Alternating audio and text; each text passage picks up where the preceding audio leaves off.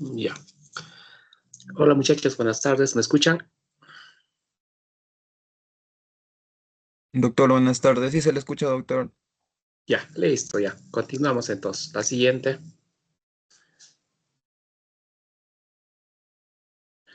Bien, hoy día vamos a hablar acerca de la patología hepática, ¿no? Entonces, como por histología ya ustedes saben, pues, de que existen lóbulos, existen acinos, ¿no? Y de que también existe lo que es el espacio porta. El espacio porta hay que recordar en sí que va a estar formado por las arterias hepáticas, los conductillos biliares y las venas porta, ¿no? Pero también hay que recordar que dentro de ese hexágono, al centro, está la vena hepática. Y de ahí existen tres zonas, de acuerdo a la menor a mayor irrigación. La zona 3, la zona 2, la zona 1, ¿no?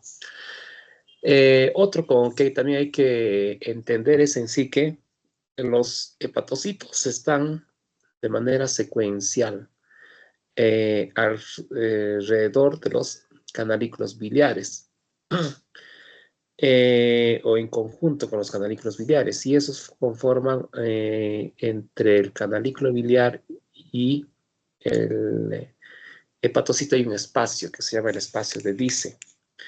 En este espacio vamos a encontrar unas células muy importantes, ¿no? Que antiguamente no se le daba importancia, pero que actualmente tienen eh, una fundamental relación, sobre todo con la aparición de la fibrosis, ¿no? Es decir, tiene la capacidad de hacer que se prolifere fibras de colágeno. Estamos hablando de la cirrosis, ¿no? Pero cuando son en estadios normales, tienen la capacidad de almacenar vitamina A, ¿no? Y pueden ser, de alguna manera, también estimular, ¿no?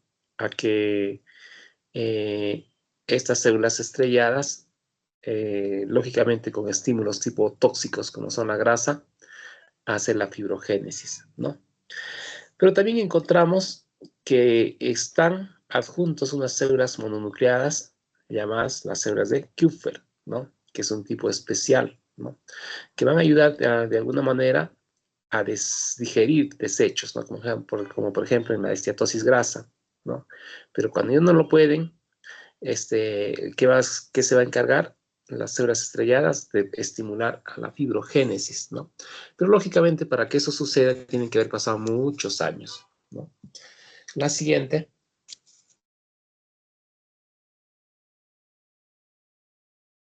Bien.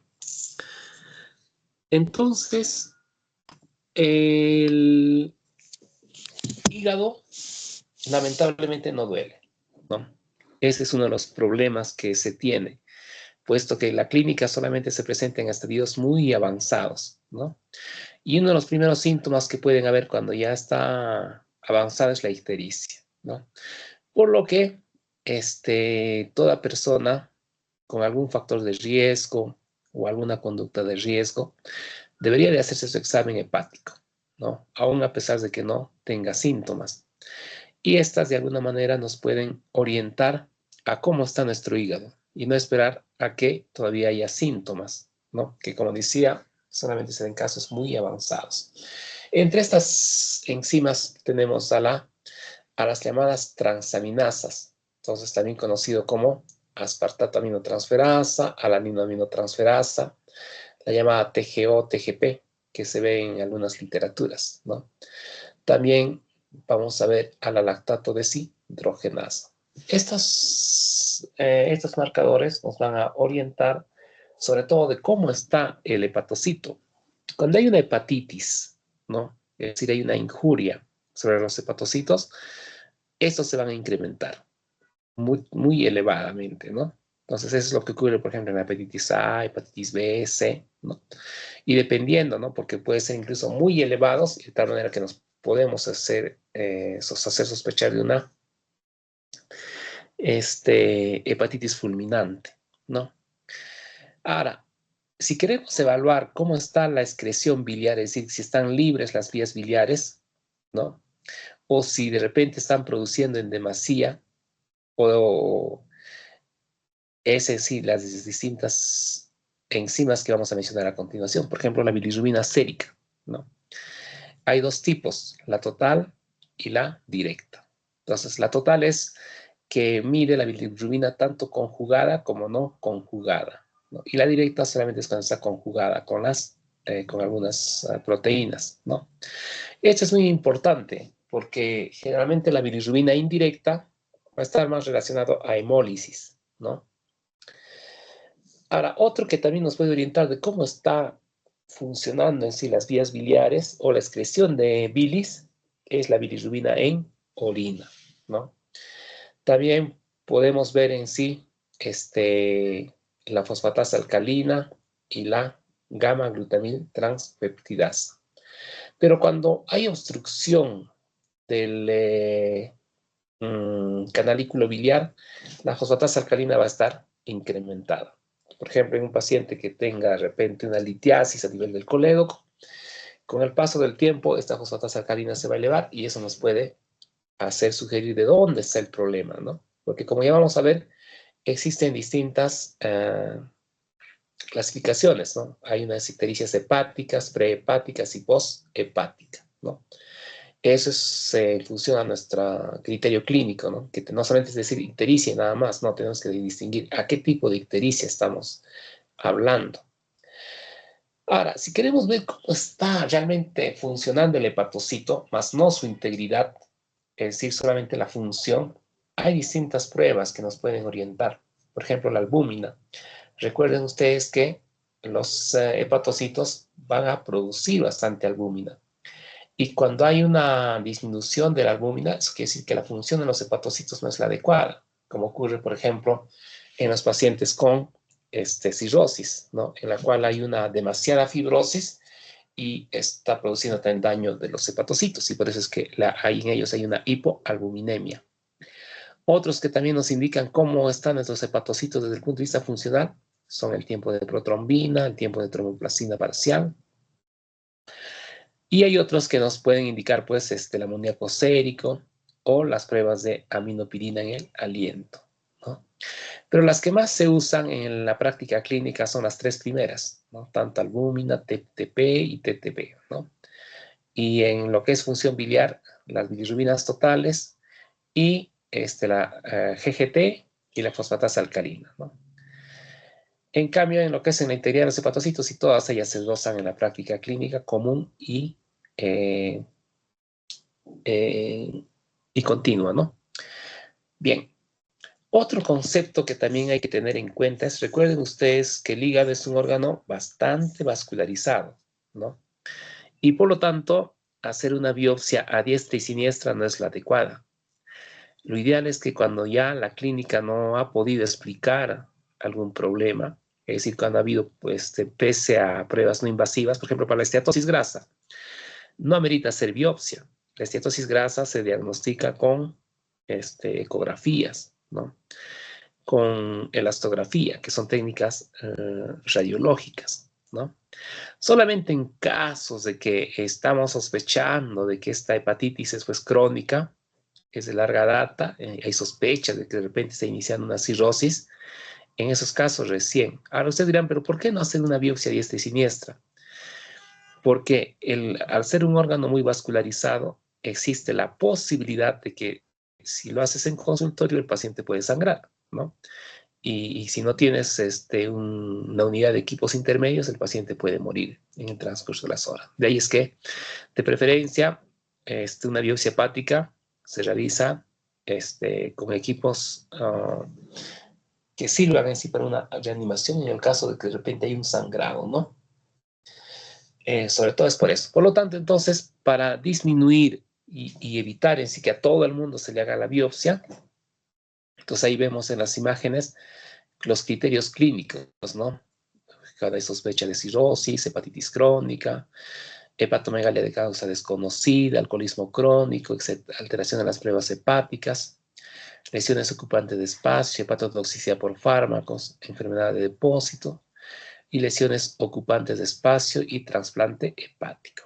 Ahora, otra cosa que hay que tener en cuenta también es de que la biopsia hepática no determina, pero sí asociada a la correlación clínica se puede llegar a un buen diagnóstico. La siguiente.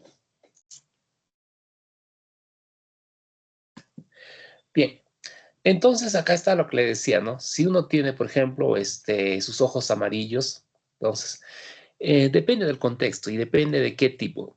Si es en el neonato recién nacido, entonces esto ya es por problemas de maduración, ¿no? Del sistema hepático. Eso ya en neonatología les van a explicar. Pero en cambio en un adulto sí hay que pensar en dónde está el problema, ¿no? Si es a nivel del hígado, si es antes de que llegue el hígado o es cuando sale las vías, la bilis, ¿no? Entonces, prehepática es antes de que esté en el mismo torrente sanguíneo, antes de llegar al hígado. Hepática es en el mismo hígado y ictericia posthepática es en sí cuando ya está en la vía de los canalículos biliares externos, puede ser colédoco, o conductos biliares hepático derecho, izquierdo, etc. ¿no? Se llama ictericia posthepática.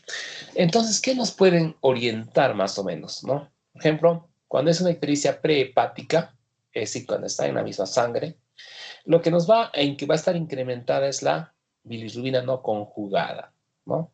Eso se decía en la hemólisis, por ejemplo, es un caso típico. También podemos encontrar en la orina urobilinógeno, ¿no?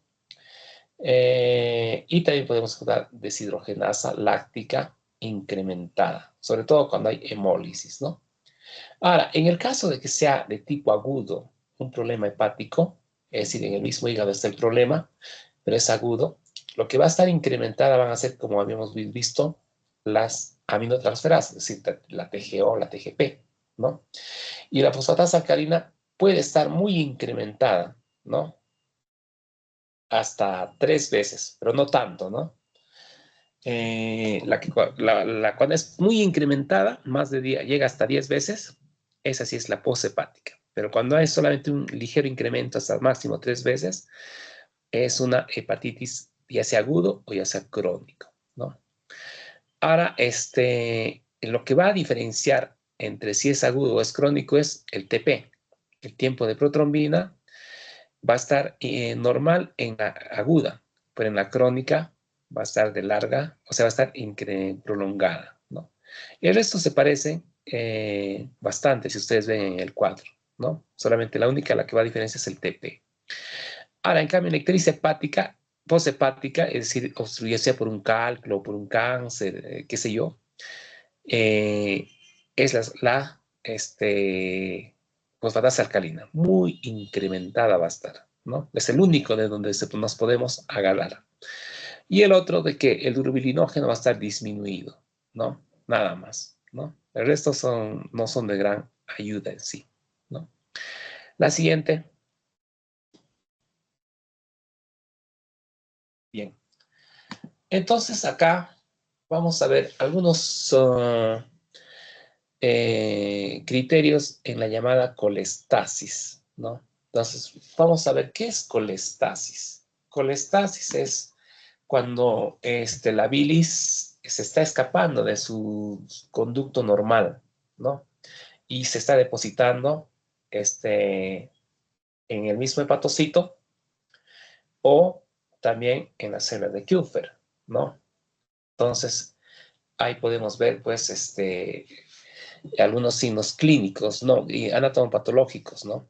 Por ejemplo, en el 1 vamos a ver que los hepatocitos van a estar aumentados de tamaño y van a tener unas gotitas medio amarillentas. También vamos a ver que los espacios canaliculares van a estar dilatados, ¿no? Puede haber células apoptóticas, es decir, puede haber apoptosis, ¿no?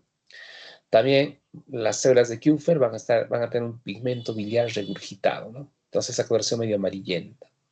Ahora, cuando analizamos el espacio porta, vamos a ver que van a haber proliferación de los conductos biliares. También edema y retención del pigmento biliar y los hepatocitos adyacentes con tumefacción y degeneración tóxica. Entonces son criterios histológicos para decir que hay una colestasis y por lo tanto la bilis está escapándose, ¿no?, de su conducto normal y está yéndose hacia el parénquima hepático o está duplicándose los conductillos biliares en este espacios porta, ¿no? La siguiente. Por lo tanto, entonces, vamos a hablar de la hepatitis. Si bien es cierto, ustedes han escuchado más de las hepatitis A, B, C, D, E, ¿no? Pero no solamente las únicas que pueden producir hepatitis. Hepatitis pueden producir una serie de elementos, desde bacterias, virus, parásitos, sustancias tóxicas hasta drogas, ¿no? Entonces, pero es tan noble nuestro hígado que solamente en casos severos se produce el daño, ¿no? Pero en casos en los cuales la toxicidad es muy poca, o es de poca exposición, no puede producir eso, ¿no? Entonces, podemos ver problemas a nivel de la fiebre tifoidea, en una infección intraperitoneal severa, en la leptospirosis, virus como el citomegalovirus, el herpes, el Epstein-Barr o la fiebre amarilla, ¿no? O parásitos también como las amebas, la esquistosoma o solitaria, ¿no? Entonces, y todas las que ya ustedes van a leer también en las drogas. La siguiente. Entonces, ¿qué podemos ver en una hepatitis? Entonces, hay varios cambios, ¿no? Y lamentablemente, solamente se puede sugerir en función de algunos hallazgos, ¿no? Pero no hay un hallazgo con exclusividad para decir que esto es por hepatitis A, por el virus de la hepatitis B, o esto es por citomegalovirus. En algunos casos sí se pueden determinar, pero en otros no. Por lo tanto, pero estos cambios morfológicos son comunes a varios tipos de hepatitis, ¿no? Podemos ver que los hepatocitos se van a hinchar. A eso se llama degeneración balonizante. También los hepatocitos pueden hacer que aparezcan como espumas, ¿no? Se llama degeneración espumosa. También puede haber esteatosis, es decir, presencia de gotitas de grasa, ya sea de tipo muy minúsculas, que serían una esteatosis microvesicular, o de mayor gotas, que sería mayor esteatosis macrovesicular. En la microvesicular puede verse en la esteatosis, en el embarazo, en la hepatopatía alcohólica aguda, y la macrovesicular en la hepatopatía alcohólica crónica, en la obesidad y diabetes mellitus, ¿no? Pero sugieren, pero más no determinan, ¿no? Por lo cual, entonces, no es 100% como se está mostrando en las diapositivas, ¿no? Pero sí hay una tendencia a hacer cualquiera de las que se describe, ¿no? Lo mismo te pasa también con las apoptosis, ¿no?, y la necrosis. En algunos casos pueden haber necrosis. Cuando hay infección por hepatitis B, pueden haber los famosos cuerpos de Kusselman, que no es nada más que un tipo especial de una célula apoptótica. Puede haber también necrosis centrolobulillar, necrosis focal. Sobre todo la necrosis centrolobulillar puede verse en la hepatopatía tóxica por paracetamol, ¿no? Cuando ya están avanzando el daño, puede verse la necrosis en puente, ¿no? Lo que nos indica que la enfermedad está poniéndose más crónica o poniéndose activa, ¿no? También puede verse cuando hay polimorfos, puede ser inflamación aguda. Y si hay linfocitos, hepatitis crónica, ¿no? Y también pueden haber signos de regeneración y de fibrosis. Lamentablemente, cuando hay estos signos últimos, probablemente estamos ya entrando a una cirrosis. La siguiente. Bien, entonces, depende de algunas conductas para ver en sí qué tipo de hepatitis, ¿no?, puede estar haciendo la persona. Si hay una historia familiar, entonces puede estar relacionada a hemocromatosis, enfermedad de Wilson, déficit de alfa-1 fibrosis quística. Esas son anomalías congénitas. Pero si uno es alcohólico, ¿no?, no solamente es un bebedor social, sino es ya un bebedor de larga data, ¿no?, se puede producir cirrosis, hepatitis alcohólica, hígado graso alcohólico, dependiendo del estadio, ¿no? Lógicamente, primero es hígado graso, después hepatitis alcohólica y después cirrosis. Lo que quiere decir que en la fase de hepatitis alcohólica se puede detener y evitar la cirrosis. Pero no siempre, ¿no? Porque hay una mnemotecnia que es válida, ¿no? No todo cirrótico es alcohólico y no todo alcohólico es cirrótico, ¿no? Es muy importante. Aproximadamente hasta el 70% de los alcohólicos pueden hacer cirrosis, pero hay un 30% que se escapa, ¿no? Por causas desconocidas. Ahora, el otro es la moderna enfermedad del ciclo, ¿no? La llamada obesidad, diabetes mellitus y la hiperlipemia, que en la práctica ha desplazado de por lejos a la hepatopatía alcohólica, ¿no? Como causa de cirrosis, ¿no? Y de hígado graso, ¿no? De ahí es que existe el término de esteatosis no alcohólica, ¿no? Entonces acá estaríamos hablando de eso. Sobre todo se da pues por el consumo de alimentos ricos en carbohidratos que producen resistencia a la insulina y esas pueden llevar a una diabetes y por consecuente a una hiperlipidemia. Y todo eso se engloba dentro del llamado síndrome metabólico que está de moda, ¿no? Pero que también no todos van a llevar a eso, pero sí la tendencia va a ser producir primero hígado graso, luego una esteatohepatitis y luego cirrosis. Ahora, también si el paciente está consumiendo medicamentos, sobre todo en los pacientes antituberculosos, porque hay que recordar que estos pacientes, su tratamiento es de larga data, ¿no? Es 6 meses aproximadamente. Y muchas veces algunas de ellas van a ser algún problema, ¿no? Sobre todo todos con la isoniazida, ¿no? Y el etambutol y la rifampicina, sobre todo, si no me equivoco, ¿no? Entonces, hay que estar vigilando, ¿no? Entonces, al paciente que está tomando sus medicamentos, después de un mes hay que evaluar cómo está su función hepática. No va a ser que esté empezando a hacer algún problema. Y si es así, hay que cambiar de esquema, ¿no? Eso probablemente ya les van a enseñar eso en salud pública, ¿no? Y también depende, ¿no? Si es una persona, por ejemplo, que es promiscuo sexual y se está en la selva, hay un alto riesgo de que puede contagiarse por hepatitis B y C, ¿no? Ahora, si es un niño, puede ser una hepatitis A, pero también si se está yendo al extranjero, sobre todo a la India, puede adquirir la hepatitis E, ¿no? Ahora, si tiene algún problema autoinmune, como una colitis ulcerosa, puede hacer una colangitis esclerosante primaria, ¿no? Ahora, si tiene el antecedente de estar haciendo ictericia de larga data, puede ser que la hepatitis se ha vuelto crónica, es decir, ha sido de tipo viral, o que estamos ante una hepatitis autoinmune, ¿no? Que dicho sea de paso, también hay que vigilarlos, porque en algunas personas puede llegar a ser cirrosis, ¿no? Sin necesidad de que sea alcohólico o de que tengan un problema metabólico, sino simplemente porque se tiene un problema autoinmune, ¿no? También, si es que ha sido intervenido, por ejemplo, ha sido operado y después hace ictericia y hace signos de hepatitis, probablemente de repente hay que buscar, no vaya a ser que haya sido dañado en la vía biliar, ¿no? O también, a veces, de repente, cuando no ha ordeñado bien, ¿qué significa ordeñar? A veces en un pequeño cálculo de la vesícula puede irse hacia el colédoco, ¿no? Entonces es función del cirujano de ordeñar, intentar sacar ese cálculo.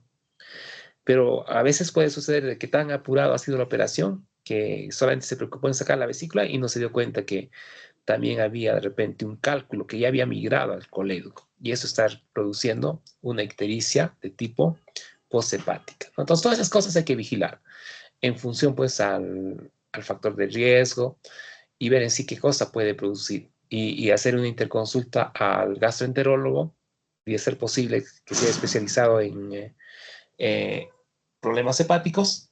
Entonces, para hacer una biopsia y haciendo una correlación clínica, se puede llegar a la causa de su problema, ¿no? La siguiente. Bien, entonces esto sí creo que habíamos hablado, que las células de Kupffer, las células estrelladas o las células de Ito, ¿no? Que habíamos dicho que van a tener esa capacidad fibrogénica ante estímulos que son, por ejemplo, la grasa o el alcohol, ¿no? Y esos pueden producir, pues, o incluso también algunas infecciones, ¿no? Pueden hacer que aparezcan los hepatocitos apoptóticos, ¿no? Entonces ahí estamos viendo, pues, cómo solamente era aisladamente en el lado B, pero en cambio en la imagen B y hay una fibrosis hepática, ¿no? La siguiente. Bien, entonces vamos a hablar a grosso modo de algunas infecciones virales. Vamos a comenzar con la más dañina, la más letal, que es la hepatitis C, ¿no? Que es generalmente transmisión sanguínea, pero también puede ser de tipo sexual, ¿no? También se presenta en personas que usan tatuajes, o acupunturas o tienen diálisis, sobre todo por las microlesiones que pueden producir y microsangrados, ¿no? ¿Y por qué es importante y por qué es letal? Porque a diferencia de la hepatitis B, como ustedes saben, no hay vacuna, ¿no? ¿Y por qué no hay vacuna? Porque el virus es un virus mutante. Cuando se cree que ya se ha conseguido una vacuna, entonces este virus ya ha mutado, ¿no? Entonces de ahí es que no es posible, a diferencia de la hepatitis B, que sí se puede controlar y es obligación de todo estudiante de medicina y todo personal de sanitario a que tenga su dosis de hepatitis B, ¿no? Pero contra la C no, lo único es tener el relativo cuidado nada más, ¿no? Es decir, usar guantes, usar preservativos y no hacerse tatuajes, ¿no? La siguiente. Y acá podemos ver también de que a pesar de la letalidad alta que tiene, no todos van a conllevar a la muerte y a una cirrosis, ¿no? Existe incluso la posibilidad de que en algún porcentaje eh, pueden hacer una enfermedad estable, ¿no? Es decir, hepatitis crónica, ¿no? Solamente el 20% hacer cirrosis, ¿no? Entonces, eso también grave en ser bien, ¿no? Pero en las que hacen cirrosis hay un alto riesgo de que hagan un cáncer hepático, ¿no? Entonces, eso es muy importante en sí. La siguiente. Ahora, ¿cómo diferenciar cuándo es una hepatitis aguda y una hepatitis crónica desde el punto de vista histológico, ¿no? El espacio porta en la hepatitis aguda va a estar caracterizado por un infiltrado inflamatorio, que puede ser linfocitos, no necesariamente polimorfos, porque los polimorfos solamente son ya cuando es muy aguda, ¿no? Pero puede haber infección, linfocitos y plasmocitos. Pueden haber necrosis, ¿no? Pueden haber degeneración balonizante, ¿no? Y pueden haber también cambios grasos, es decir, pero sobre todo en la hepatitis C, ¿no? En cambio, la cronicidad, más que la presencia de células inflamatorias, está caracterizada por la presencia de fibrosis y de la necrosis en puente. ¿Qué significa necrosis en puente? Cuando hay una unión entre la vena central y el espacio porta. Esta fibrosis puede visualizarse mejor con una coloración especial llamada tricrómica de Maso. Cuando uno se evalúa en sí una biopsia hepática, hay que, aparte del H, hay que pedir tricrómica de Maso, hay que pedir PAS y podemos pedir también reticulina. Estos tres colorantes y de histoquímica nos pueden ayudar a tratar de dilucidar un poco mejor, sobre todo ver si la fibrosis es leve, moderada o severa, o si ya está haciéndose cirrosis, ¿no? También podemos ver la presencia de las células en vidrio esmerilado, sobre todo la hepatitis B. Y también lo mismo que en la aguda, en la crónica también puede haber esteatosis hepática, cuando es la C, ¿no? Bien, la siguiente. Bien. No se puede saber, ¿no? Como les habíamos dicho, cuando uno ha sido infectado de hepatitis, debido a la hepatitis C, no, a lo más en algunas personas puede ser como si fuese una gripe, ¿no? Es decir, astenia, fatiga, artralgias, dolor muscular, que es muy fácil de confundir con una gripe.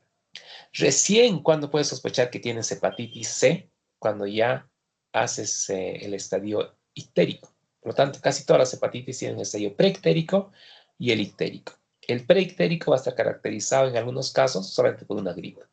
Y en el ictérico, ya pues como lo hemos dicho, ya aparece la ictericia, ¿no? Marcada, ¿no? Y luego las alteraciones en el laboratorio, las que hemos comentado, ¿no? Pero a diferencia de la hepatitis C, mejor dicho, la B, en la hepatitis C hay una correlación, en algún porcentaje, pueden ser el inicio, el que comienza, el que despierta algunas enfermedades autoinmunes, como son la fibromialgia, la porfiria cutánea tarda, la queratoconjuntivitis, ¿no?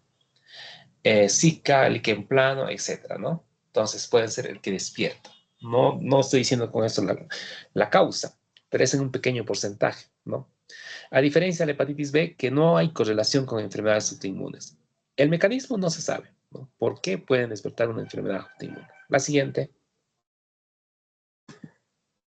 En cambio, la hepatitis D, también que se denomina delta, no es muy frecuente y es muy rara en Latinoamérica, ¿no? Entonces, es un virus ARN defectuoso que se replica solo en presencia de hepatitis B. Por lo tanto, por sí sola no existe, existe acompañada, ¿no? El diagnóstico se efectúa habitualmente mediante la detección de anticuerpos anti-hepatitis D, ¿no? Sobre todo hay que sospecharse cuando los pacientes con hepatitis B están reagudizándose, cronifican y otra vez se reagudizan, ¿no? Entonces, el tratamiento para esto se le hay que dar en un interferón en dosis superiores a la que solamente las utilizadas para hepatitis B. La siguiente. Ya. En cambio, la hepatitis C es parecida a la hepatitis A, solo que el área geográfica varía. Esto se ve más en el oriente, mientras que la hepatitis A se ve en occidente, sobre todo, en cambio la hepatitis E se ve en oriente. Pero desde el punto de vista epidemiológico son muy parecidas, ¿no? Áreas de bajas condiciones socioeconómicas, aguas no seguras, pobreza de saneamiento, etc. Muy parecido. También hay una infección fecoral, ¿no? También se parecen desde el punto de vista de la naturaleza del virus, ambos son ARN, ¿no? Solo que son diferentes familias, ¿no? Y también parecido a la, es muy lábil, por lo tanto, haciendo hervir los recipientes, se pueden evitar en sí la transmisión, ¿no? Bien. La siguiente. Entonces acá podemos hablar desde el punto de vista molecular y cosas muy prácticas, las diferencias entre las A, B, C, D, E, ¿no? Entonces, ya ustedes lo van a leer, ¿no? Todo lo que he comentado está ahí, ¿no? Incluso el periodo de incubación, la frecuencia de la enfermedad crónica, por ejemplo, la A, nunca, ¿no? Por no decir, no hay. En la E, también es rarísima, solo en huéspedes inmunodeprimidos, ¿no? Y la detección, ¿cómo se hace, no? Generalmente es por serología. No, la detección no lo hacen las biopsias, ¿no? Solamente es la serología. Las biopsias lo único que te pueden orientar es si está haciendo una progresión a una hepatitis crónica y con cambios de cirrosis, ¿no? Solamente en esos casos. Pero para determinar que si es A, B, C, D o E, solamente es la serología la que va a determinar a qué familia pertenece. La siguiente. Bien, entonces también hay que comentar en sí de que la hepatitis aguda también tiene algunos signos, ¿no? Histológicos, ¿no? Como son daño edema, a los que se llama degeneración malonizante, la colestasis, ¿no? Puede haber esteatosis hepática, sobre todo cuando es por hepatitis C. Puede haber necrosis hepática, citólisis, ¿no? Si es muy severo, la necrosis en puente, sobre todo cuando hay una hepatitis fulminante, ¿no? Y esta hepatitis fulminante pueden verse por la B, la C, incluso la A, aunque la A es muy raro, ¿no? Lo más común es que sea benigno, pero es bien rarísimo, pero puede haber, ¿no? También si hay cambios regenerativos, si hay dendritos celulares, ¿no? etcétera, etcétera, ¿no? Entonces, eso nos puede aumentar una hepatitis aguda, pero no decir su naturaleza, ¿no? De ahí es que, como les decía, encontrar la causa requiere de más exámenes auxiliares y del diagnóstico clínico, ¿no? La siguiente. Y acá estamos viendo en esta imagen una clásica imagen de una hepatitis viral de tipo B, ¿no? En la extremo superior, inferior, ¿no? En derecho, podemos ver en sí, pues, unas células, el cuerpo de Kussilman, ¿no? Entonces, esta se caracteriza, entonces, es sugestiva de ser una hepatitis de tipo B, ¿no? La siguiente.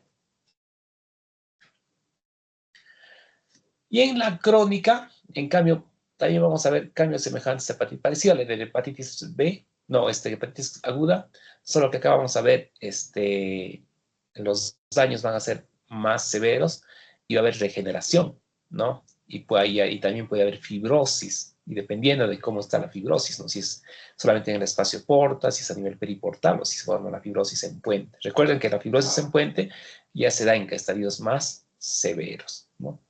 Y hay algunas características que lo pueden diferenciar, pero no son las determinantes. Por ejemplo, cuando es una hepatitis crónica producida por hepatitis B, se pueden verse los hepatocitos esmerilados. Si es por C, van a haber proliferación ductal, es decir, muchas vías vehiculares ductales van a proliferar, ¿no? Y pueden haber acúmulos linfoides, ¿no? Entonces, esos son cambios sugestivos de corresponder a una hepatitis C, ¿no? Ya, la siguiente. Bien, entonces, pero en algunos casos, esta hepatitis puede llevar a ser una hepatitis fulminante, a ser encefalopatía, ¿no? Eh, Generalmente es en un tiempo muy rápido, ¿no? Es menor a 2 semanas. Aparece la ictericia y el paciente cada vez va agravándose más y más y más. Entonces acá lo que hay que evaluar es las transaminasas. ¿Cómo va viendo después de 2 o 3 días? Si van elevándose más y más y no estás pudiendo controlar, pese al reposo, al consumo de líquidos, ¿no? Al consumo de, sobre todo, o principalmente, ¿no? Y al disminuir en sí, pues, el alcohol, etcétera, etcétera. Estos son tratamientos para la hepatitis. Si está agravándose más, la ictericia está aumentando más, entonces las transaminasas pueden ser un indicador muy importante, ¿no? Felizmente, este tipo de hepatitis es muy infrecuente, ¿no? Es más probable que sea en la B y en la C, pero en A es bien rara. Aproximadamente 1 de cada 10.000 pacientes pueden hacer hepatitis fulminante, ¿no? Y si es que se presenta más, es de tipo pediátrico, más que en el adulto, ¿no? La siguiente. Bien, acá está en lo que ya habíamos leído, entonces ya ustedes ya lo van a leer. Las diferencias entre la A, B, C, D, E, ¿no? La siguiente. Si es que se hace una biopsia, también, ¿qué se puede ver entre la A, B, C, D, E, ¿no? Entonces, pero si ustedes verán, no hay cambios muy específicos, son muy, muy sutiles, ¿no? Entonces, por lo tanto, este cuadro no es de mucha ayuda, ¿no? Solamente la serología es la que va a determinar en sí si es o no es a qué tipo de corresponde. Más no, el resto son solamente meramente especulativas, ¿no? La siguiente. Yeah. Entonces, habíamos dicho que la hepatitis fulminante, también puede ser una hepatitis fulminante, por ejemplo, cuando se consume paracetamol, ¿no? Y eso puede producir un daño, ¿no? Extenso y severo, una necrosis marcada, ¿no? Y si es que sobrevive, puede verse una regeneración de los hepatocitos. La siguiente. Acá, por ejemplo, el paracetamol, ¿no? Vemos como en el lado derecho vemos una necrosis extensa de tipo isquémico, ¿no? Con autólisis incluso de los hepatocitos, ¿no? Y todo esto ha sido producido por un paracetamol.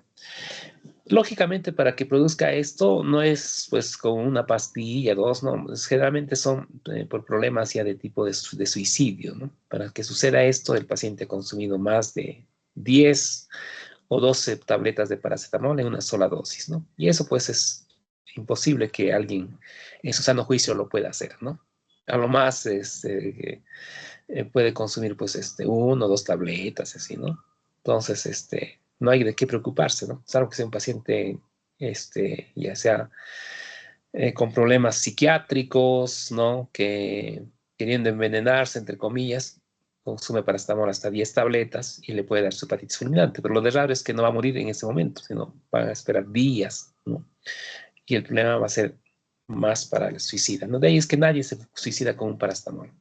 Pero sí en los niños sí puede ser un problema, ¿no? Entonces de ahí es que es importante retirar, ¿no? Tener bastante cuidado, porque al ser dulces, el jarabe de paracetamol se puede consumir todo un frasco, ¿no? Y eso sí puede producir una hepatitis fulminante, ¿no? De manera accidental.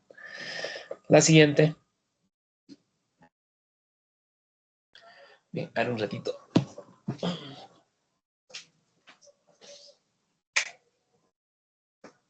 Ya, continuamos. Y hay otras enfermedades que también pueden producir, pues, alguna hepatopatía, pero son raras, ¿no? Sus manifestaciones clínicas anatomopatológicas no son muy expresivas. Por ejemplo, en la fiebre Q podemos ver unos pequeños granulomas, ¿no? En la mononucleosis infecciosa vamos a ver una infiltración linfocitaria marcada con algunos linfocitos atípicos. En el herpes podemos ver algunas células en ojo de buey, como estamos viendo, ¿no? Casi al centro, ¿no? Dos células en ojo de buey. O también incluso cuando hay núcleos multinucleados, no estaríamos hablando de un herpes, ¿no? Pero cuando es solamente ojo de buey nada más, de un citomegalovirus. La siguiente. Ya. Entonces acá vemos que también los cambios, ¿no? Lamentable o felizmente el hígado es un órgano noble que hasta cierto punto aguanta y puede retroceder, ¿no? Tal es con el caso, por ejemplo, de los pacientes con hepatitis o de los que tienen esteatosis hepática. Si produces una abstinencia, ya sea del alcohol o ya sea de un cambio de estilo saludable, ¿no? Es decir, duermes bien, disminuyes el consumo de carbohidratos, disminuyes el consumo de alimentos chatarra, haces ejercicios, ¿no? Hay esa posibilidad de que la esteatosis de moderada se puede retroceder a leve, ¿no? Y aún incluso esteatosis severa, no todos pueden ir a cirrosis, ¿no? Pero de todas maneras hay que hacer una vigilancia. Por eso es un problema, se ha vuelto muy frecuente. Aproximadamente 1 de cada 5 personas hacen esteatosis hepática, ¿no? Pero sin embargo, los que hacen cirrosis no es 1 de cada 5, ¿no? Entonces ahí hay otros factores, ¿no? Por eso algunos dicen que solamente es una marca, pero no es el hecho de que un mal de todos es consuelo de tontos, creo que dice el dicho, ¿no? Entonces, no por el hecho de que haya pacientes con esteatosis severa y no hagan cirrosis, no significa de que tenemos de cuidar, ¿no? Hay que cuidar nuestro hígado, ¿no? Y cuando haya signos de esteatosis grado 2, hay que hacer una vigilancia estricta, ¿no? Hay que hacer todo un cambio de vida de tipo higiénico dietético. Incluso el sueño está incluido dentro de esa terapéutica, ¿no? Son 4 pilares que hay que combatir cuando hay un hígado graso. ¿Cuáles son? 1, como ya dije, la nutrición, ¿no? Debe estar rica en fibras, debes de dejar de consumir las 4 P's, ¿no? Es decir, proteínas de origen animal, pan, pizza y pasta, ¿no? Entonces esos debes de tratar de eliminarlo o en lo posible raras veces, ¿no? Ese es uno de los pilares. El otro pilar es el ejercicio, ¿no? Ya sea de tipo anaeróbico o aeróbico, ¿no? O mejor dicho, sobre todo se ha visto que tienen más beneficios los de tipo de fuerza, ¿no? Es decir, el hacer crecer el músculo, el levantar pesas, ¿no? Puede ayudar. Ese es el otro pilar. El otro pilar es el sueño, ¿no? En lo posible, los pacientes en sí tienen que dormir más de 7 horas, ¿no?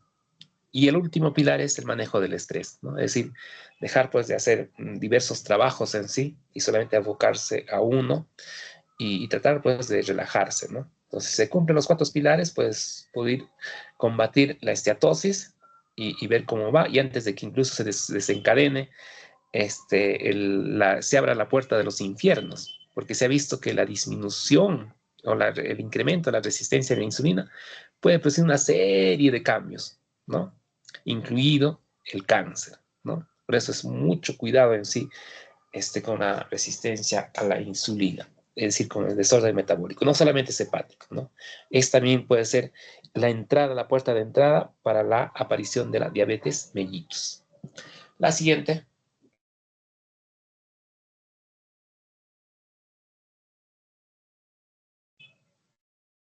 Ya, bien. También hay que tener en cuenta, tener mucho cuidado en sí con los medicamentos que se consumen, ¿no? Lógicamente, en su mayoría son pues por altas dosis, ¿no? O de tratamientos crónicos. Pero acá también solamente son sugestivos, no es que se va a llevar a cabo. Por ejemplo, cuando consumes anticonceptivos, más de la cuenta, ¿no? Pues puede haber colestasis hepatocelular. Si hay este consumo de antibióticos, en algunos casos puede producir colestasis con necrosis biliar, ¿no? Si hay el consumo de la metildopa, difenilidantoína o el epamin, ¿no? Puede haber necrosis parcial de los hepatocitos. Si hay el paracetamol, la necrosis masiva que ya habíamos descrito, ¿no? Si hay la isoniazida, puede producir una hepatitis crónica, ¿no? Si se consume el etanol, corticoides, pues la esteatosis, ¿no? El metrotexate, ¿no? La tetraciclina o el valproato, ¿no? Entonces pueden producir hepatopatía grasa, ¿no? Entonces hay que tener muy frecuente esto, ¿no? Estos datos para evitar o disminuir que aparezcan estos, hay que hacer una estrecha vigilancia. Si ustedes se dan cuenta, muchos de estos medicamentos se dan de larga data, ¿no? Por ejemplo, ¿qué medicamentos se dan por larga data? La metildopa, ¿no? En los pacientes con, si no me equivoco, con Parkinson, ¿no? El otro que se da de larga data, el isoniazida, en los pacientes con tuberculosis, ¿no? El metrotexate, en los pacientes con enfermedades autoinmunes, ¿no? El valproato, en los pacientes que tienen epilepsia, ¿no? La cineastida tiene lo mismo, en la tuberculosis. El alopurinol también se puede dar de larga data, los que tienen gota, ¿no? Y también en algunos quimioterápicos, ¿no? Los que tienen cáncer, ¿no? Anticonceptivos orales, en los que están, pues, mujeres para su terapia anticonceptiva, ¿no? Entonces, ven, como verán, entonces, mucho cuidado con las enfermedades crónicas, ¿no? Entonces hay que vigilar de que no esté haciendo alguna de estas enfermedades, ¿no? Y no necesariamente hay que hacer la biopsia, no solamente en casos en que no puedes explicar recién hacer la biopsia, ¿no? Mejor es suspender cuando aparezcan signos más que de clínicos de laboratorio, ¿no? Recuerden eso, porque los clínicos, la ictericia solamente aparecen en casos muy avanzados. Pero cada cierto tiempo, cada 2 meses, hacer unas transaminasas, PGO, TGP y fosfatasa alcalina nos pueden ayudar a prevenir, ¿no? A que aparezcan esos cambios que ya se han descrito y que pueden correlacionarse a algún tipo específico de medicamento. La siguiente.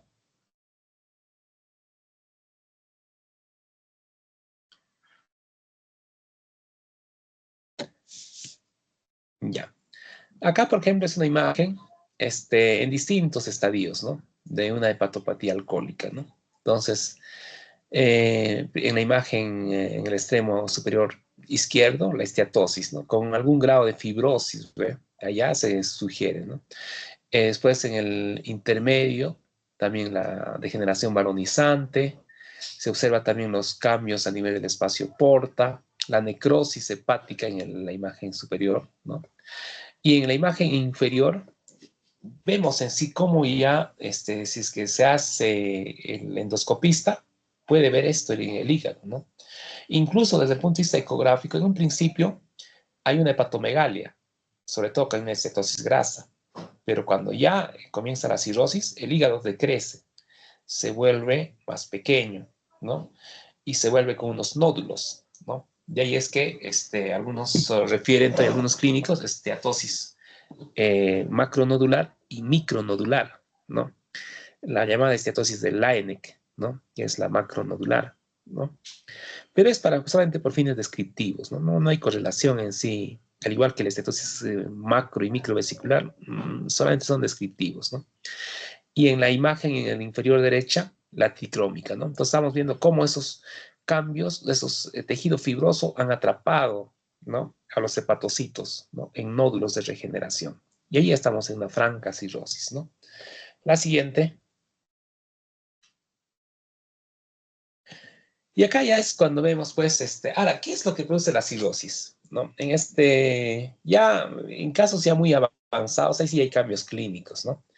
Pero lo más común hasta ahora sigue siendo la hepatopatía alcohólica, ¿no?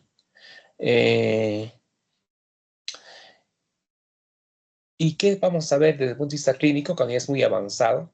Bueno, vamos a ver ginecomastia, es decir, las mamas van a estar crecidas, puede haber hematemesis, ¿por qué? Porque pueden haber varices esofágicas, ¿no?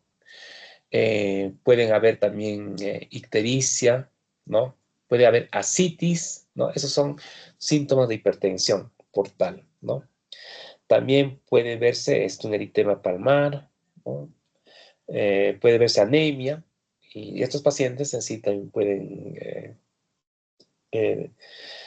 tener en sí tendencias hemorrágicas, porque el tiempo de protrombina va a estar alterado, ¿no? Y como también hay una alteración de una hipoalbuminemia, pueden tener edema de los tobillos, ¿no? Pueden haber pues, alopecias, ¿no? A eso le llaman un cambio ginecoide, ¿no? Porque la ginecomastia, la labilidad emocional, ¿no? Puede producir todo eso. Y cuando sean estadios ya muy severos, ya pues puede incluso llegar a ser un coma, ¿no? Un coma hepático, ¿no? Entonces, y pueden llegar pues a estar en UCI, ¿no?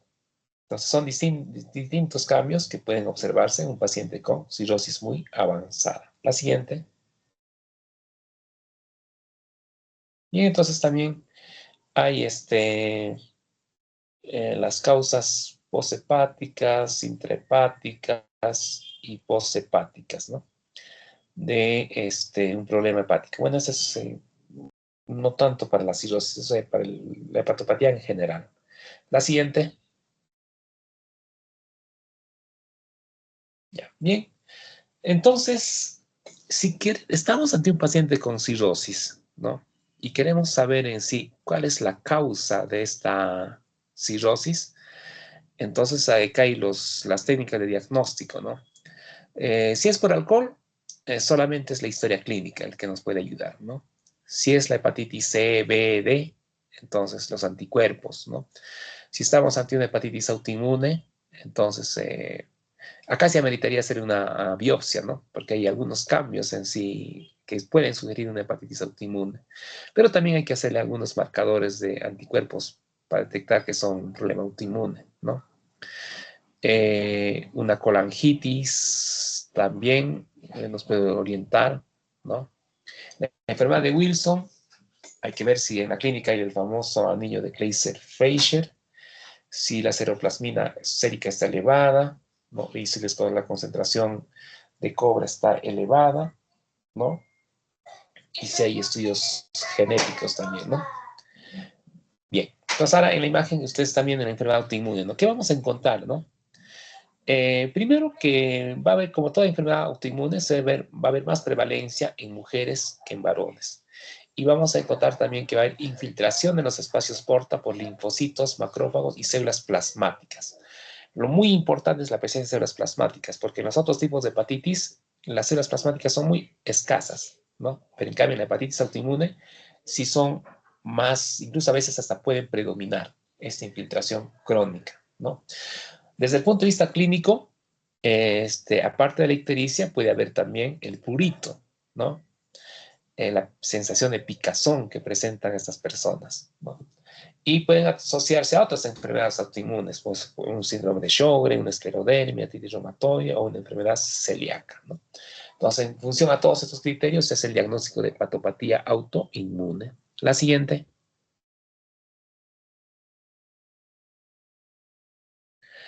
Y hay otras enfermedades raras en las cuales hay una dilatación, ¿no?, de las vías biliares, como son la enfermedad de Caroli, ¿no?, o aparición de quistes hepáticos, como es la enfermedad poliquística, o aparición de estructuras ductales en el espacio porta, ¿no?, como es el complejo de von Meyenburg, ¿no?, o una fibrosis hepática congénita, ¿no?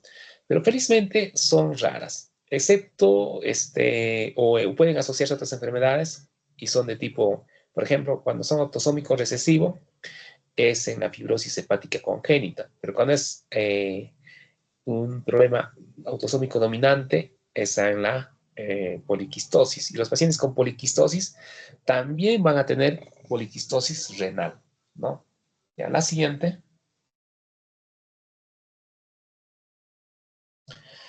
Bien, y también acá podemos ver problemas de una hipertensión portal, ¿no? Entonces, de todo lo que habíamos visto, ¿no? Entonces, dependiendo de si la obstrucción es en la vena hepática o en la vena intrahepática, ¿no? O en el flujo sanguíneo, entonces, depende de eso. Y todo eso se va a ver en los pacientes con cirrosis, ascitis, hepatomegalia, dolor abdominal, transaminasa elevada, ictericia, ¿no? Varices esofágica, hepatomegalia elevada, transaminadas elevadas, no, entonces, y si es que se quiere saber en qué parte está el problema, entonces más o menos se pueden reducir. Pero todo esto se presenta en la hipertensión portal. Bien, entonces hasta acá hemos hecho lo que es los problemas, tenemos el día a día solamente haremos clases porque son buena cantidad de diapositivos. La siguiente, vamos a ver ahora las neoplasias benignas y malignas. También, la siguiente, podemos ver el adenoma hepático, ¿no? Una de las características del adenoma hepático es de que no vamos a encontrar en ese tumor los espacios porta, ¿no? Y eso nos puede sugerir que estamos ante un adenoma, y eso puede ser de repente por el consumo de, de anticonceptivos orales, ¿no? Entonces, pero en algunos casos pueden confundirse con un hepatocarcinoma bien diferenciado. No es tan fácil cuando es un bien diferenciado, ¿no? Son cambios muy sutiles, ¿no? La siguiente. Ya. En cambio, esto es un carcinoma hepatocelular. ¿Cuándo sospechar que estamos ante un cáncer? Cuando el tumor en la ecografía es única, hay una alta sospecha de cáncer. Pero si son 2 o 3 nódulos, lo más probable es que no. Pero ahora, si son más de 3, probablemente también estamos ante una carcinomatosis, ¿no? Entonces tampoco no hay que confiarse, ¿no? Pero también el borde, ¿no? Generalmente es irregular, puede haber áreas de necrosis, y los ecografistas o radiólogos ya más o menos pueden sospechar, ¿no? Y una de las características es que va a haber mucha proliferación de hepatocitos atípicos con presencia de bilis, ¿no? ¿Qué causa? Aparte de las que habíamos mencionado, la infección por hepatitis B, el consumo de algunas sustancias, de las aflatoxinas, pueden producir hepatocarcinoma, ¿no? La siguiente.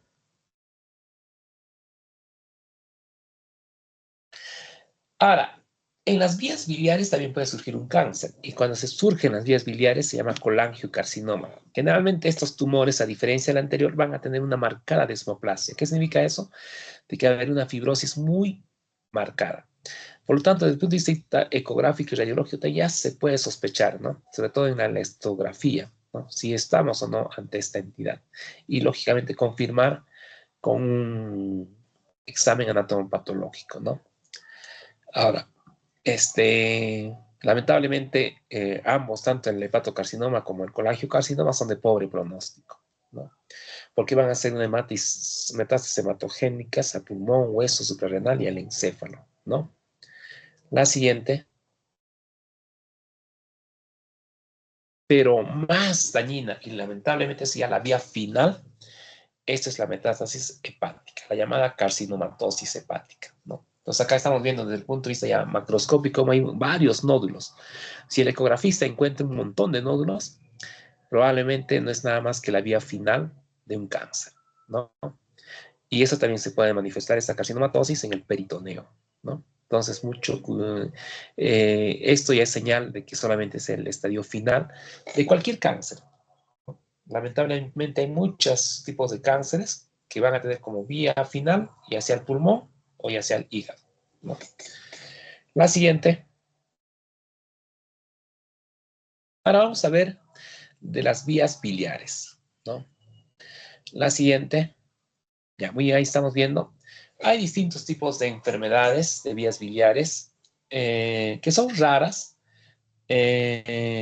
Algunas pueden ser inocuas, como el síndrome de Gilbert, ¿no?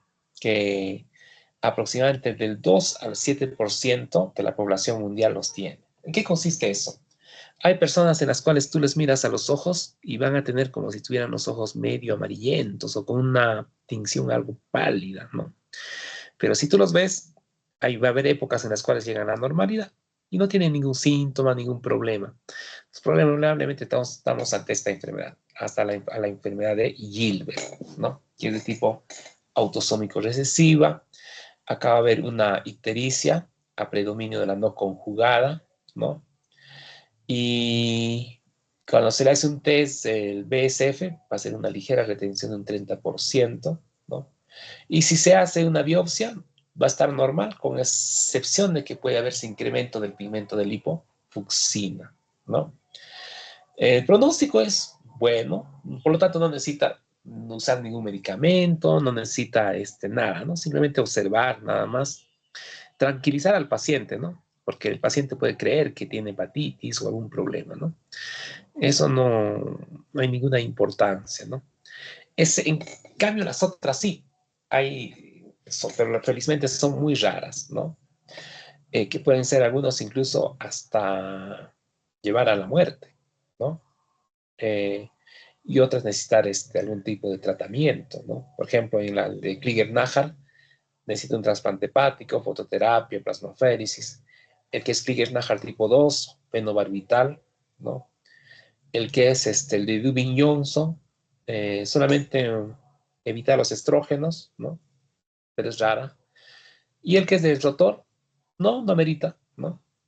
Entonces, eso hay que tener en cuenta, ¿no? Entonces hay que diagnosticar, ¿no? Funciona este cuadro de que, sobre todo lo más desde el punto de vista práctico, para grabarse en sí todos los datos del Gilbert, ¿no? Porque eso sí se lo vas a encontrar en alguna persona en sí, ¿no? La siguiente. Bien, entonces, ¿cómo llegar al diagnóstico de un problema hepatobiliar? ¿No? Entonces, su dosaje de bilirrubina, ¿no? Ver su ecografía, si está dilatado las vías biliares o no. Eh, y también, en función a eso, ya, pues, sobre todo eso sería en niños, ¿no? Para ver si estamos ante alguna de las enfermedades congénitas, ¿no? Y a la siguiente. Pero también hay otro problema, ¿no? De tipo pediátrico, que es la llamada hemocromatosis, es decir, la presencia de hierro en el hígado, que si no se trata puede llevar a una cirrosis, ¿no? Se puede confundir como si fuese una colestasis, ¿no? Ahí estamos viendo en el lado derecho la presencia de un pigmento medio amarillento, ¿no? De color pardo. Así también puede verse en la colestasis, pero también se puede ver así en la presencia de hierro, de hemosiderina. Si queremos diferenciar si es colestasis o si es una hemosiderosis, entonces hay que hacer una coloración especial, que es la que se presenta en el lado izquierdo, ¿no? En el cuadro inferior. Se llama la coloración de PERLS, P-E-R-L-S, o también llamada azul de Prusia. Si se tiñe de azul ese hígado, estamos ante una hemocromatosis. Pero felizmente es rara también esta patología. La siguiente. Otro problema también raro, pero que no está de más mencionarlo por problemas, por cultura médica, es la deficiencia de alfa-1-antitripsina. Sobre todo esto hay que sospechar en pacientes pediátricos que hacen cirrosis, ¿no? Entonces ahí estamos viendo todos los signos clínicos de una cirrosis en el HE. Y en la imagen en sí izquierda, pequeña, estamos viendo unas gotitas de PAS positivo, ¿no? Entonces, eso nos ayuda a diferenciar si estamos ante un problema sugestivo de una deficiencia de alfa-1-antitripsina. La siguiente. Esta también es un problema de cirrosis en un paciente pediátrico, ¿no? Estamos viendo la enfermedad de Wilson, ¿no? Que desde el punto de vista anatomopatológico no es fácil de diferenciar con otros tipos de cirrosis, ¿no? Porque ahí se ve, por ejemplo, esteatosis, pero se puede hacer por hepatitis C, ¿no? Pero en un niño sí hay que sospechar eso y probablemente de repente estemos ante una enfermedad de Wilson, ¿no? Que es por deficiencia de cobre, ¿no? La siguiente, o almacenamiento de cobre más que deficiencia, ¿no? Almacenamiento de cobre, ¿no? Entonces, y vamos a ver el anillo de Kleiser-Fleischer, ¿no? Entonces ahí estamos viendo el iris, ¿no? Cómo se ve ese anillo, ¿no? Entonces, por un problema, este tipo de enzimática, ¿no? La siguiente, y cuando se hace una coloración especial, que es el ácido rubiánico, vamos a ver cómo el cobre se ha almacenado en el hígado, ¿no? Es de color medio negrito, ¿no? Eso es el cobre, ¿no? Entonces, de esa manera se confirma, ¿no? Esta enfermedad rara, pero que puede existir. La siguiente. En el H también podemos ver que acá sí nos pueden sugerir porque hay un núcleo glicogenado, ¿no? El cual parece claro, ¿no? Algunos hepatocitos tienen citoplasma claro, mientras que el citoplasma de otros hepatocitos es sinófilo, ¿no? Entonces, esta característica puede sugerir de que estamos ante una enfermedad de Wilson. La siguiente. Ahora sí, vamos a ver las vías biliares, ¿no? La anterior era problemas genéticos o patología pediátrica de las vías biliares y del hígado, ¿no? Ahora vamos a ver ya, no vamos a mencionar mucho en sí lo que es la fisiología, ustedes ya saben, ¿no? La siguiente. Lo que sí podemos mencionar es que existen algunas anomalías en la vesícula, pero que no son muy de importancia clínica, sino son más hallazgos operatorios, ¿no? Como son la falta de una vesícula pequeña, llamada hipoplasia, o la reduplicación total, es decir, cuando aparecen dos vesículas, ¿no? También pueden haber, normalmente está en el lado derecho, pero también puede estar en el lóbulo izquierdo, que son raras, ¿no? O dentro del hígado, ¿no? O incluso flotante, es decir, que esta manera de campana, ¿no? Moviéndose, eso se llama flotante, pero no ocasiona ningún problema clínico, ¿no? La siguiente.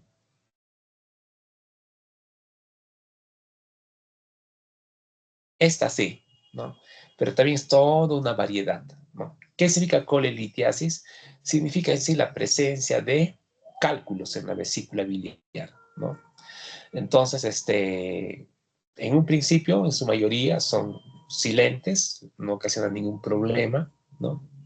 Salvo en algunas personas puede haber un cólico, que es un dolor después de haber ingerido grasa, un dolor tipo cólico. ¿Qué significa el dolor tipo cólico? Es un dolor que se va y vuelve, con retortijones, ¿no?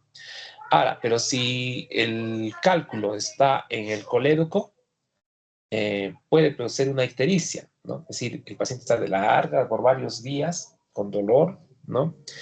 Incluso puede hacer la colangitis, es decir, hace la famosa triada de Charcot, ¿no? Significa la triada de Charcot, fiebre, ictericia y dolor en el hipocondrio derecho, ¿no?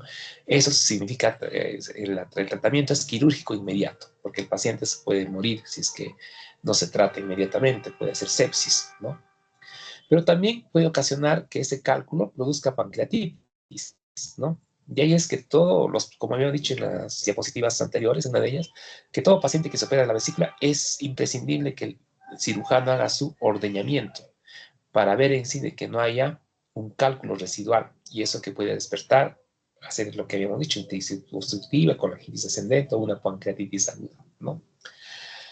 Pero sin embargo, felizmente la mayoría solamente están en el cuello vesical, ¿no? Y son muy pocos los que van a ir hacia el colédoco, ¿no? Entonces, no hay que temer, pero de todas maneras no está de más. La siguiente. Ahora vamos a hablar cuando está alojado en el colédoco. Como ya hemos dicho, son pocos, pero puede haber. Y un 5% de los que tienen colelitiasis pueden hacer coledocolitiasis, ¿no? La clínica también va a ser cólico biliar, ictericia también. Entonces, pero hay que diferenciar con cáncer de cabeza de páncreas, carcinoma de papilla de Vater, carcinoma de conductos biliares, sobre todo cuando es una persona de edad, ¿no?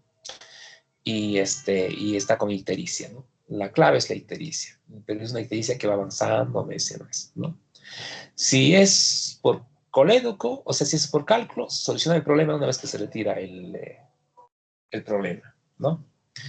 Pero también pueden ser la génesis de una colangitis ascendente que ya hemos hablado. Pero también puedes producir una pancreatitis aguda, ¿no? Bueno, pero bueno, todos esos son de buen pronóstico, a diferencia del cáncer, ¿no?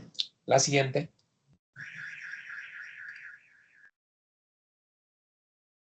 Bien. Ahora, ¿qué produce los cálculos? Entonces, se han hecho una serie de investigaciones, no está muy bien comprendida, pero hay una mnemotecnia que me parece bastante interesante, ¿no? Y que acá engloba también algunas de ellas. Son las llamadas 4 Fs, ¿no? Entonces viene del inglés fat, que acá podemos ver la obesidad, ¿no? El otro es female, que acá estamos viendo, pues el género femenino, ¿no? El otro es 40 years, bueno, acá no menciona, ¿no? Es decir, las personas que pasan mayores de 40 años tienen tendencia a ser litiasis. El otro es el for pregnance, ¿no? Que es decir, que las personas que tienen más de 4 hijos, ¿no? Y acá solamente se engloba lo que dice pregnancy, ¿no? Entonces, después de mnemotécnico, puedes grabarse en sí rápido esa, ¿no? Pero aparte se asocian otras. Se dice que puede verse más en Europa, ¿no?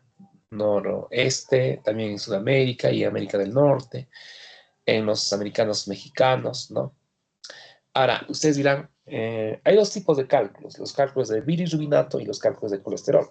Se dice que los dos bilirrubinato se ven más en los indios Pima, pero en la raza americana se ven más los de tipo mixto, es decir, hay una mezcolanza entre el colesterol y el bilirrubinato. Ahora, ¿cómo reconocer si es colesterol y es bilirrubinato? El de colesterol generalmente es translúcido, es medio cristalino, y el de bilirrubinato es negro, pero por fuera puede ser negro, pero por dentro ser medio amarillento, eso es mixto. Entonces, ¿cómo saber que es 100% de bilirrubinato? Cuando partes el cálculo, por fuera es negro y por dentro es negro, ese es bilirrubinato, ¿no? Pero si partes el cálculo que por fuera es negro y por dentro es amarillento, es mixto, ¿no? Bien, otro que también no se ha comentado es el uso de contraceptivos orales. Puede producir en algunas personas cálculos. Se dice que también la reducción rápida de peso, ¿no? En aquellas personas sí que tenían obesidad mórbida y luego han sido sometidas a una gastroplastía, puede también producir. Y también hay unas personas que tienen la llamada vesícula perezosa, que no se sabe por qué, ¿no? Pueden también ser un factor de riesgo para hacer, sobre todo, cálculos, ¿no? Desórdenes del nacimiento, del metabolismo de los ácidos biliares, también pueden ser. Los que tienen hiperlipidemia, pueden también hacerse todos los tipo de cálculo de colesterol, ¿no? Entonces ahí estamos viendo, todo eso será para pigmento de colesterol, para cálculo de colesterol. Ahora, para cálculos de bilirrubinato o cálculos pigmentados, acá se ve los indios Pima, ¿no? Bueno, acá se dice más que se ve más en el Asia que en el occidente, ¿no? La gente rural más que en el urbano, ¿no? Los que tienen síndrome hemolítico crónico pueden tener esa tendencia a ser, los que tienen infección biliar o algún desorden gastrointestinal, como por ejemplo la enfermedad ileal, la enfermedad de Crohn o la resección ileal, ¿no? O la fibrosis quística con insuficiencia pancreática, ¿no? Entonces, están viendo los distintos factores de riesgo que pueden originarse. La siguiente.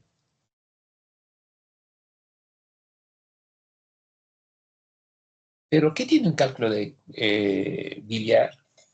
Tienen distintas sustancias, como tienen sales biliares, fosfolípidos y colesterol y otras proteínas, ¿no? Pues las sales biliares están conformadas sobre todo por colatos, quenoxidioxicolatos, deoxicolatos, litocolatos, ¿no? Y ursodeoxicolatos.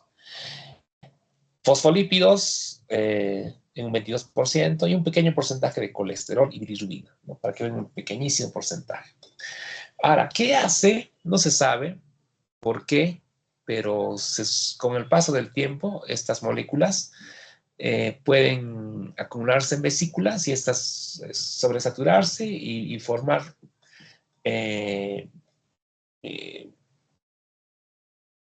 superponerse de manera laminar, ¿no? Y estos, pues, formar las piedras de colesterol debido, pues, a que la vesícula es una vesícula perezosa, o de repente hay sales de calcio, una hipersecreción de moco, y eso hace que se retenga y que se forme el cálculo de colesterol. La siguiente.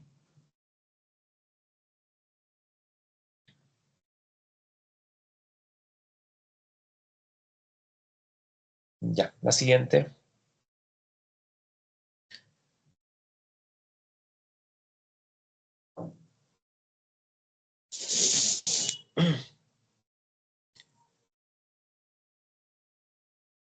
Ya.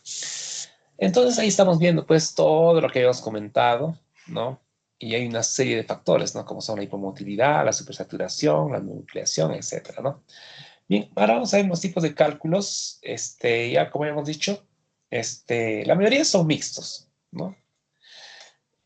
Muy pocos son los de colesterol y muy raros, más raros todavía son los pigmentados o llamamos de bilirrubinato, ¿no? Ahora, las formas son de distintas, ¿no? Pueden ser facetadas como eh,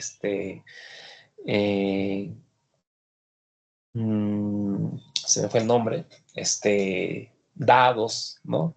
O pueden ser redondas, pueden ser como lentejas, pueden ser únicas y grandes, ¿no? Entonces son toda una variedad, ¿no? Pero cuando son de tipo bilirrubinato, generalmente son como cuentecillas negros de tipo azabache, sean negruzcas así, ¿no? Los mixtos son los que tienen mayor cantidad de morfologías. En cambio, los de colesterol generalmente son únicos, pero son translúcidos, ¿no? La siguiente.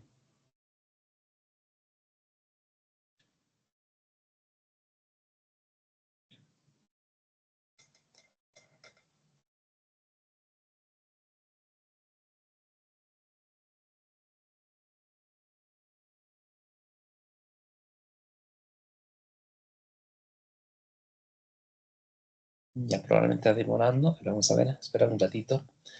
A veces a este rato la señal un poco se enlentece.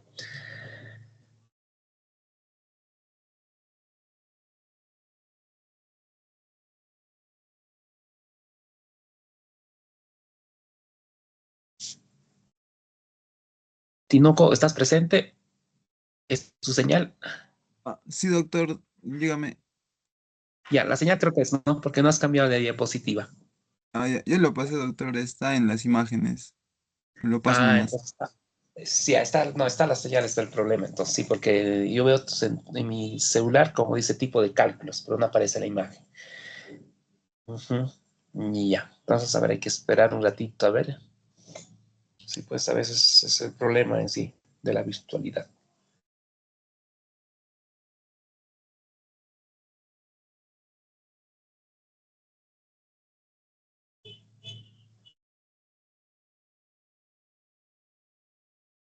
Ya, qué raro. A ver, la siguiente diapositiva.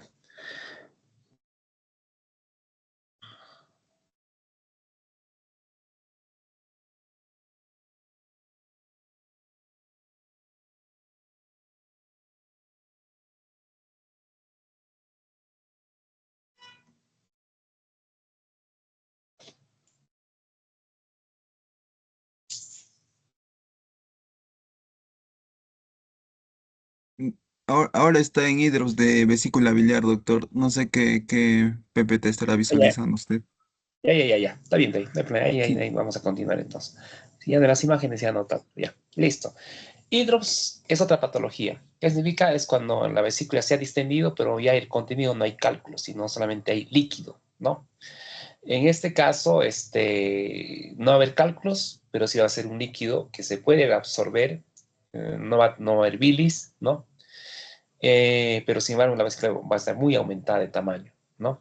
Y en la histología vamos a ver una mucosa atrófica. La siguiente.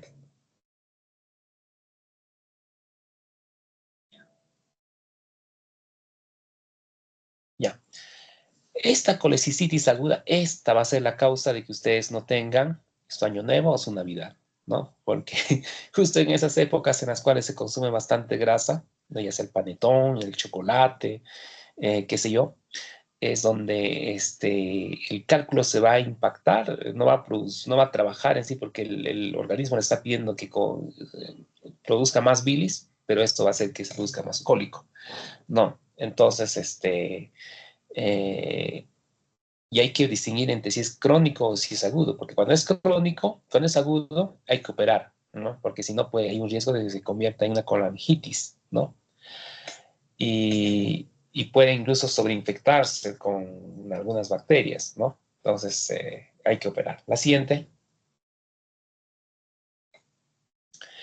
Y ahí, como estamos viendo en la imagen, entonces, esto se produce pues a que este cálculo que se impacta en la bolsa de Harman va a producir un incremento de la presión intraluminal, va a hacer que la vesícula se distiende, que la vesícula se vuelve edematosa, y esto va a producir irritación y va a hacer que se produzcan prostaglandinas I2, E2, y esto va a causar el dolor, ¿no? Entonces, el dolor tipo cólico, porque el cálculo va a querer salir, ¿no? Entonces, ¿y cuál sería el tratamiento?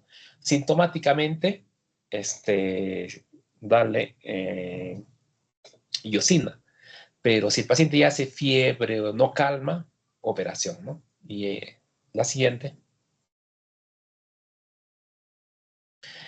Entonces, cuando ya lo opera, ya pues vamos a ver qué es, en anatomía patológica, qué se ve, ¿no? Va a ser una vesícula aumentada, a ver focos de hemorragia a nivel de la subserosa, ¿no? Puede haber incluso empiema si ha sido de larga data, ¿no? Puede haber incluso gangrenas, ¿no? Entonces va a depender en sí de cuán severos son, ¿no? En la microscopía, lo principal es la siguiente, que vamos a ver, pues, polimorfonucleares abundantes, formación de abscesos, va a haber necrosis, ¿no? Puede haber una colicitis, incremento de eosinófilos, ¿no? En la llamada colicitis subaguda, ¿no? Pero en algunos casos, cuando se cronifica, puede convertirse en una vesícula en porcelana, ¿no? Y esta vesícula en porcelana puede convertirse tener un incremento de riesgo de cáncer. La siguiente. Ya, esto es todo lo que les dije, ¿no? La siguiente. Ya. Ahora, podemos ver también que en algunas personas no presentar cálculos, sobre todo, pero sin embargo hacer síntomas de una colestitis aguda, ¿no? A eso se llama colestitis aguda acalculosa, puede verse en los diabetes mellitus, también en traumatismo, infecciones bacterianas, o en una arteritis tipo poliarteritis nodosa. La siguiente. Puede haber complicaciones en la colicitis aguda, puede ulcerarse, puede haber una colingitis, puede desde ahí dispararse la pus y formar un absceso hepático, o el paciente incluso hace una septicemia y morir, ¿no? La siguiente. La crónica, en cambio, esa es de operación electiva, ¿no? La aguda sí, se tiene que operar sí o sí. En cambio, la crónica es cuando pues, el paciente lo has logrado calmar eh, con la iosina, pero el paciente de repente ya pues quiere sacarse de una vez el cálculo, entonces eso sería una crónica, ¿no? La aguda no, la aguda aunque le des iosina sigue el dolor, ¿no?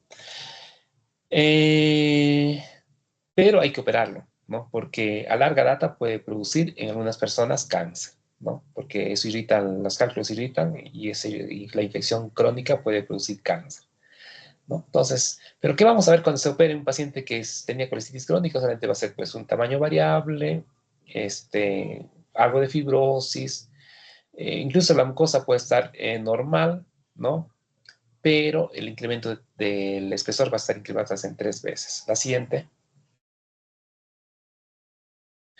En la microscopía, como toda inflamación crónica, va a haber linfocitos, puede haber macrófagos, puede haber tejido fibroso, pueden verse los llamados senos de Rokitansky, que no es nada más que la presencia de glándulas que atraviesa, pero sin llegar a la serosa, la pared muscular, ¿no? Puede haber en algunas personas, ¿no? Pero también puede haber mixto, es decir, una presbitis crónica reagudizada. Pero también puede haber la llamada vesícula en porcelana, que no es nada más que la calcificación distrófica de la vesícula, ¿no? La siguiente. Y esta vesícula en porcelana es la que tiene mayor cantidad de riesgo de hacer cáncer. De ahí es que cuando se ve esto, hay de preferencia que ser muy meticulosos e incluir toda la vesícula de ser posible, porque puede por ahí haber un foco, ¿no? Se dice en porcelana porque se parece como un porongo, ¿no? Que lo sueltas en el suelo y no se deforma, mientras que una vesícula normal se deforma, ¿no? Pero esta no, incluso suena, ¿no? Pues porque ha sido calcificada.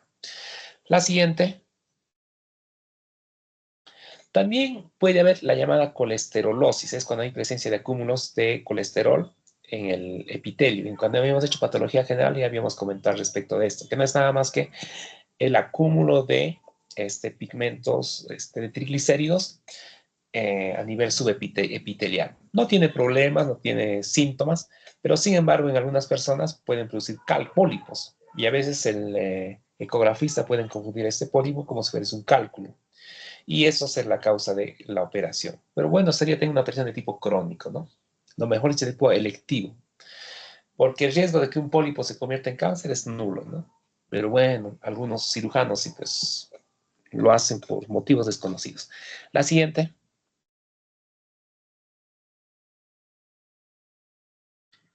Y ahí se ve, ¿no? La llamada, a ver si cuando está fijado, se ve esas, como si fuese eh, mm, bueno, esos puntitos, ¿no? Como si fuese una toalla, ¿no?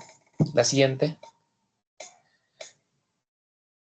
En el lado izquierdo estamos viendo cómo se ve la vesícula en porcelana, la fibrosis, la calcificación distrófica. Y en el lado derecho, cómo se ve la formación de un pólipo a partir de una colesterolosis difusa, ¿no? Pero como te habíamos dicho, ya todo lo que hemos descrito está ahí traducido, ¿no? Es asintomática. La siguiente. Ahí está, también vemos cómo a nivel del subepitelio están formados esos macrófagos rellenos de pigmento. En la imagen A vemos en sí, en muy diminuto hay un pólipo, ¿no? De color medio amarillento, ¿no? Y el resto también está la vesícula en porcelana, vesícula en fresa, que también le dice, ¿no? Ahora, si queremos comprobar de que realmente esto es lípidos, podemos hacer una coloración especial que es el oil red, ¿no? Y esa coloración rojiza significa que hay lípidos, ¿no? La siguiente.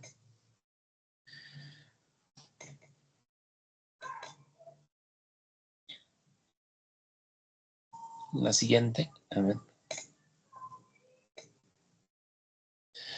Entonces, este es un gráfico que ustedes lo van a leer, la diferenciación entre lo que es cólico, colecicitis, coledopolitiasis, colangitis, ¿no?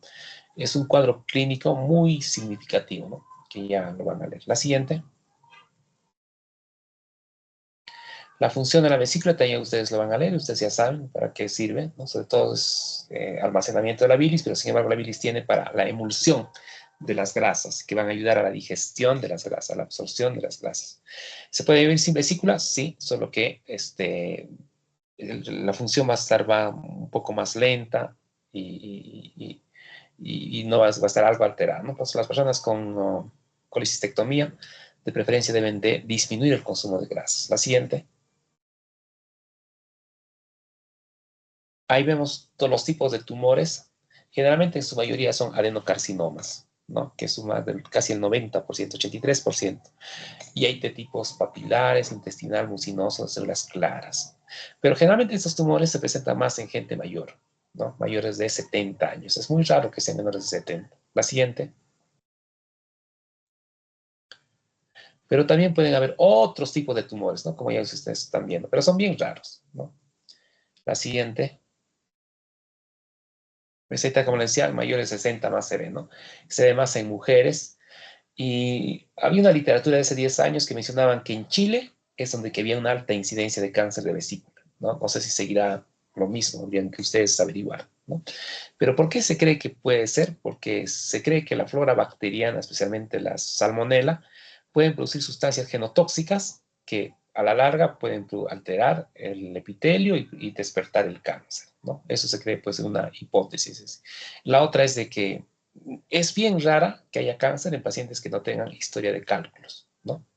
Por lo tanto, el cálculo es la génesis en sí, pero parece que tiene que ser de larga data, ¿no?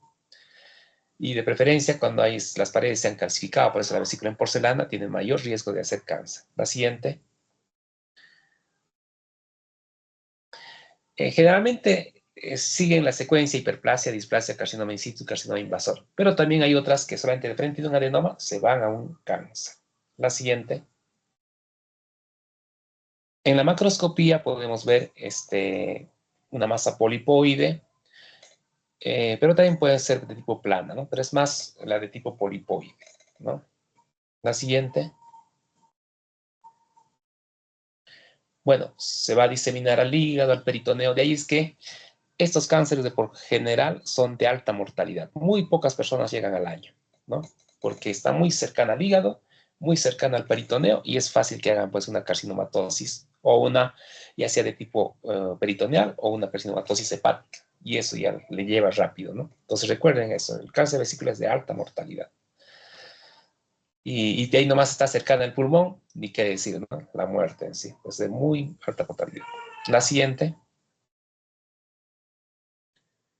Y ahí vemos, ¿no? La fosa polipoide, pues si que implica mal pronóstico, ¿no? Más se ve en el fondo y en el cuello, ¿no? Por eso dice, con estos tumores se descubren la mayoría infiltrado y el hígado de manera centrífuga, ¿ves? Por eso se decía de alta mortalidad. La siguiente. Y lamentablemente, se puede, desde el punto de vista clínico, es bien difícil de hacer diagnóstico de cáncer de vesícula. Se pueden confundir con una colestitis aguda, con una colestitis crónica. Solamente con la ictericia puede sospechar cuando aquí hay un tumor de vías biliares, ¿no? Pero también incluso se puede encontrar de manera ya diseminada, ¿no? Si usualmente una carcinomatosis peritoneal o hepática, ¿no? Bien, y que eso creo que es el final. Bien, muchachos, entonces hasta acá es la clase de hoy día, ¿no? Entonces, ya nos estamos viendo en la próxima semana. Buenas noches.